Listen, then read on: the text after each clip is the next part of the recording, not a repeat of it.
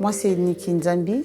Je suis formée aux équipements biomédicaux. Je suis comme un conseiller technique de mon hôpital, de l'ERTI. Bonjour, Tata. J'assume la maintenance pour l'imagerie médicale. L'huile aussi, c'est bon. J'aime mon travail. Je dors avec la biomédicale, je me réveille avec la biomédicale. Il n'y avait pas vraiment beaucoup de main-d'œuvre pour la biomédicale. J'aime sauver les vies. Je me suis dit, si je fais la biomédicale, je vais sauver un corps de vie. La situation sanitaire dans mon pays, surtout à Kinshasa, c'est difficile.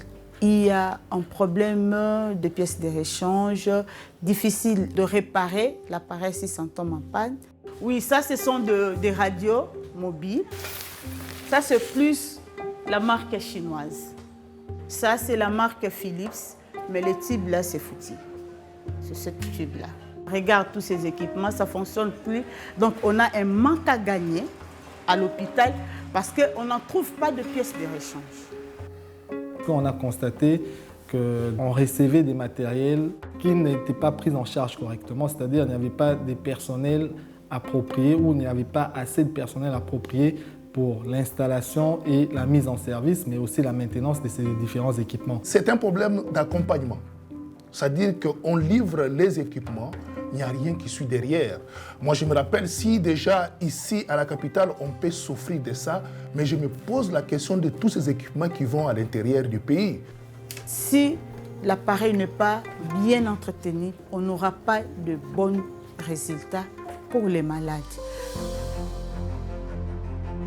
Ingénieur, soyez le bienvenu. C'est comme ça que les projets Djenga Marifa est venu et a été les bienvenus ici chez nous au Congo pour accompagner évidemment les techniciens qui n'avaient aucune compétence en ce qui concerne les technologies biomédicales. Après la formation de Djenga Marifa, je suis capable de maintenir les équipements et d'assurer la qualité des soins pour le patient. Voilà. En fait, c'est un projet qui a commencé à l'est du pays, précisément à Bukavu.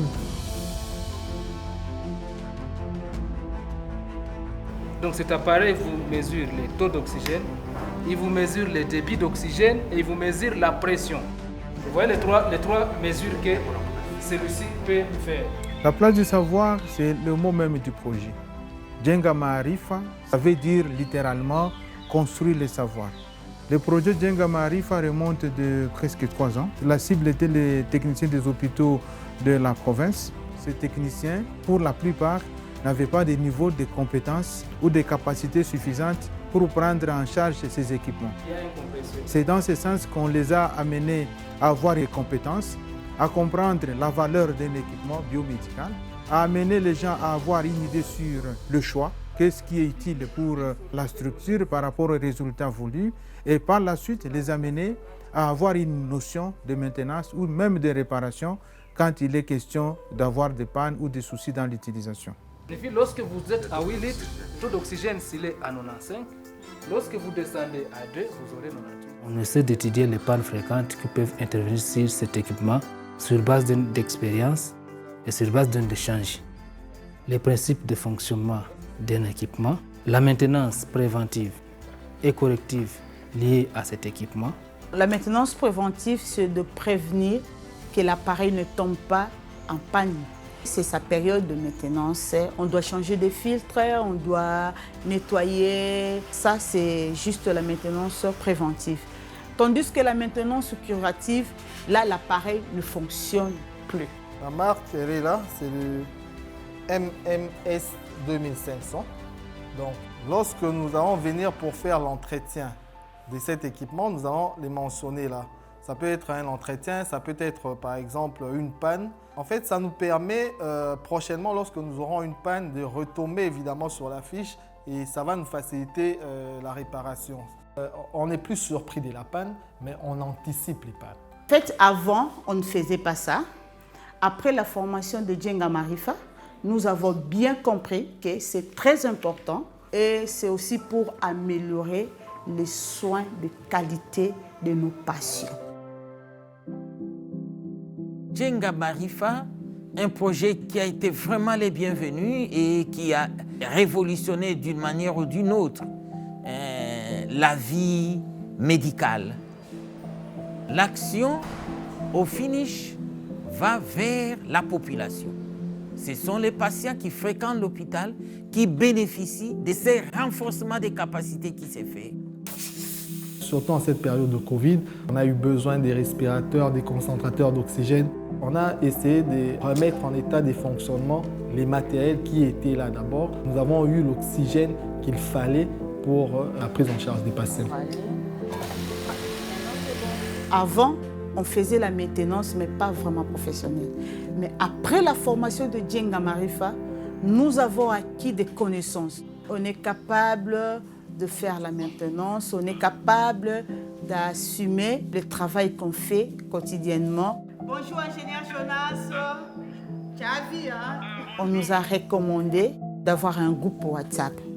On a un problème avec notre couveuse, c'est qu'il s'allume mais il ne chauffe pas. Ça nous permet d'échanger même avec quelqu'un qui se retrouve à des milliers de kilomètres ici au Congo via ce groupe WhatsApp. Nous sommes appelés à renforcer les réseaux d'abord. Et ces réseaux ne seront pas limités seulement sur une simple communication WhatsApp. Les techniciens de maintenance formés entre eux, aujourd'hui avec les réseautages, ils se complètent mutuellement et ils pérennisent l'œuvre, sans plus demander à 100% une connaissance ou une expertise extérieure. Il y a un côté circulaire et communautaire qui intervient dans ces différents échanges-là. C'est parfait. Avant, les techniciens ne se connaissaient pas. Moi, je suis dans cet hôpital, l'autre est à côté, mais on ne se connaissait pas. Nous avions été rassemblés grâce à Médecins Sans Vacances. Premièrement, former les techniciens pour qu'ils puissent assurer une maintenance biomédicale, mais aussi c'est ce projet-là qui est venu pour sensibiliser les décideurs, c'est-à-dire les médecins directeurs, les administrateurs des hôpitaux. Nous devons avancer vers le gouvernement pour voir comment essayer de mutualiser les efforts, comment essayer de standardiser les commandes. Les techniciens peuvent aussi être formés, mais s'ils ne sont pas accompagnés par les responsables des hôpitaux, ça pose problème. Mais avec Djenga Marifa, tous nos techniciens ont été formés. Et pour le moment, on peut se vanter, ils sont à la hauteur.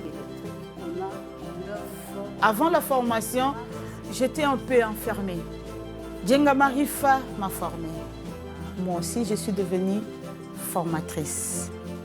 Il y a un adage qui dit « la répétition est la mère de la science ». Chaque fois que je forme les gens, je m'auto-informe. Je le place.